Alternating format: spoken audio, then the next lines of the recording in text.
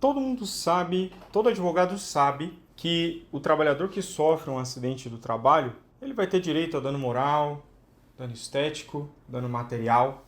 O que muitas vezes nós vemos de dificuldade é não só saber quais são os danos que devem ser ressarcidos pelo empregador quando responsabilizado pelo acidente, mas também saber como pleitear cada um desses danos. Hoje nós vamos falar do dano material. O dano material que vai repor aquela remuneração ou a modificação da remuneração que o trabalhador sofreu, seja porque ele perdeu a capacidade de trabalho, ou seja, a lesão causou alguma incapacidade laborativa, ou porque aquela lesão repercute apenas reduzindo a capacidade laborativa do trabalhador. Nós sempre observamos na prática que muitos advogados tendem a fazer esse pedido de uma única forma, utilizando como parâmetro um único pedido. Muitas vezes não abrindo os olhos do magistrado e impedindo muitas vezes que o seu cliente possa ter um resultado muito melhor. Nós estamos falando de duas espécies de dano material. Nós temos várias espécies de danos materiais. Mas para repor a renda do trabalhador, nós temos os lucros cessantes e a pensão. E o que muitas vezes é feito no processo? É pedido uma pensão ou é pedido apenas o lucro cessante. Na hora de liquidar o processo, você acaba percebendo que o seu cliente ganhou muito menos do que ele deveria ganhar. Ou, a partir de agora, você vai perceber que muitas vezes os seus clientes ganharam muito menos do que eles deveriam ter ganho. Quando nós abrimos o Código Civil, nós vamos perceber que os danos materiais, eles basicamente vão estar previstos em dois artigos. Os artigos 949 e o artigo 950 do Código Civil. Lá no artigo 949, nós vamos ter os lucros cessantes. E a pensão, ela está prevista no artigo 950 do Código Civil. Mas afinal, o que é lucro cessante e o que é pensão? Se nós lermos o artigo, por exemplo, o artigo 949, a lei vai dizer o seguinte: no caso de lesão ou outra ofensa à saúde, o ofensor indenizará o ofendido das despesas de tratamento, que isso é uma outra espécie de dano material, e dos lucros cessantes. Veja bem, a própria lei vai dizer lucros cessantes até o fim da convalescência, além de outro prejuízo que o ofendido prove haver sofrido. Então veja bem, aqui a lei ela abre três possibilidades de danos materiais, ou seja, o dano material que é o tratamento, os lucros cessantes e outros prejuízos que é possível provar que o trabalhador sofreu. Agora, lucro cessante, então, o que é?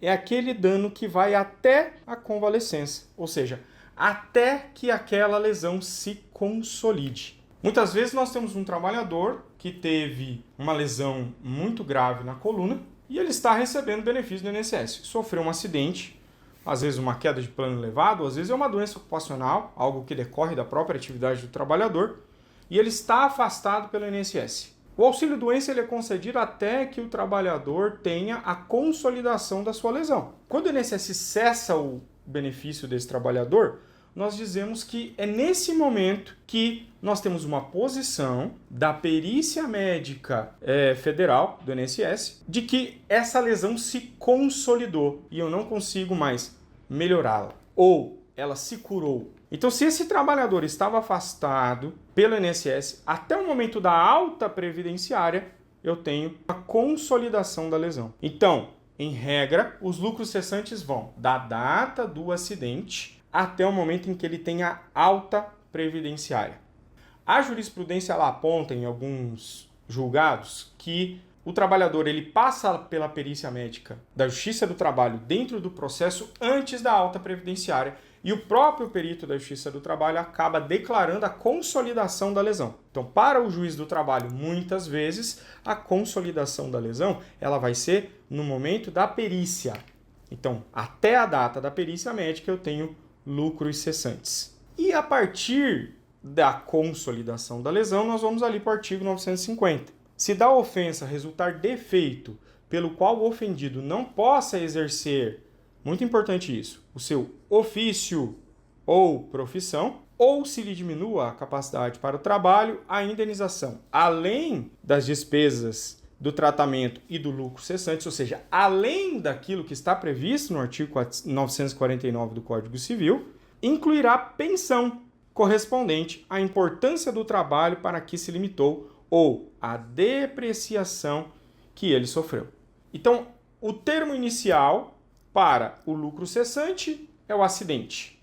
O termo final dele é, em regra, a alta previdenciária, né? A cessação do benefício previdenciário ou a declaração da consolidação da lesão pelo perito da Justiça do Trabalho. A partir daí, eu vou ter, então, de acordo com o artigo 950, a pensão. Essa pensão vai corresponder a quê? Isso também é o cerne da questão aqui. Por que eu peço lucros cessantes e por que eu peço pensão? Os lucros cessantes, eles correspondem a 100% do salário que o trabalhador tinha para receber durante o período em que ele ficou afastado pelo INSS. Acontece que o perito, né, da Justiça do Trabalho, quando dá alta para o trabalhador, ele vai dizer o seguinte: olha, há uma consolidação das lesões, mas daqui em diante há um dano definitivo, porém parcial. Ou seja, ele consegue retornar para a atividade dele, mas com limitações. Então eu vou fixar que o comprometimento da capacidade laborativa desse trabalhador a partir da consolidação, ele é de 50%, 20%, 15%, 5%. Significa que o seu cliente, a partir da perícia ou a partir da alta previdenciária, vai passar a receber aquele percentual. Mas antes da perícia, até que ele recebia o benefício previdenciário, nós sabemos que os casos mais graves, muitas vezes o trabalhador fica 4, 5 anos afastado. Nesse período, do acidente até a consolidação, o valor da pensão ela é de 100% da remuneração. Então, quando você faz o pedido apenas de pensão, e o juiz muitas vezes confunde, é muito comum os magistrados confundirem os termos lucro cessante e pensão. Ele fixa pensão desde a data do acidente. Muitas vezes de 5, 10, 15%. E o seu cliente deixa então de receber 75%, 85% do valor dos danos materiais que ele tinha para receber desde a data do acidente até a data da alta previdenciária. Então, principalmente nos casos em que nós temos lesões graves e o trabalhador fica durante muito tempo afastado para o auxílio-doença, a diferença no cálculo, né, na liquidação do valor da indenização dos danos materiais é muito alto, porque você fez o pedido de acordo. E fazer esse pedido, conforme o que está descrito na legislação, é dar ao juiz os parâmetros a ele. Excelência, veja, olha, lucro cessante tem um termo inicial e um termo final. E a pensão tem um termo final e um termo inicial. É interessante pré-questionar isso, trabalhar com essa ideia até a sentença, levar isso ao tribunal, pré-questionar isso ao tribunal. Por quê? Porque o TST tem entendimento consolidado nesse sentido. O trabalhador, durante o período de lucros cessantes, ele tem que receber a remuneração integral. E a partir da convalescência da sua lesão, da consolidação de sua lesão, aí ele vai receber o percentual que o perito fixou no laudo pericial. Por isso, no final, isso faz muita diferença. E aí, eu te chamo a atenção para mais uma coisa. Muitas vezes, quando cessa o benefício, muito bem, agora nós vamos receber pensão, certo? O perito fixa em 15% a pensão, a redução da capacidade laborativa. Só que é muito comum nós termos no laudo pericial uma dupla fixação de redução de capacidade laborativa. O perito fala de uma redução que ele tem para a atividade que ele exercia e uma outra redução que ele tem para toda e qualquer atividade. Há também entendimento fixado pelo TST, no sentido de que o que nós avaliamos aqui dentro da Justiça do Trabalho é a redução da capacidade laborativa para o ofício ou a profissão. É isso que fala o artigo 950 do Código Civil. Então, muitas vezes, o seu cliente ele recebeu lucros cessantes ou o juiz fixou para ele desde o início uma pensão correspondente ao percentual que o perito disse lá, olha, ele está incapacitado para a sua atividade habitual, mas pode ser readaptado em outras atividades. Esse mas pode ser adaptado em outras atividades, para nós, na Justiça do Trabalho, não tem absolutamente valor algum. Por quê? Porque para nós, A redução de capacidade é para o ofício ou profissão.